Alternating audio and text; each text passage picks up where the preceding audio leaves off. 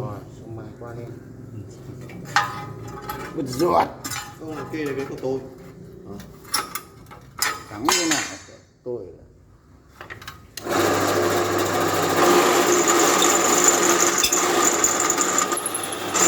Đóng cho nó chặt vào nữa. À, cái khoan này nó hỏng rồi.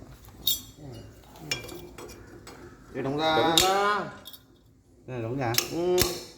À. Vào đằng kia. Ra rồi. Sao lại bảo thế này đóng lại? Gì? Sao lại bảo thế này đóng lại? Tao đóng vào dưới đến nào? Thôi, ơi đóng lại.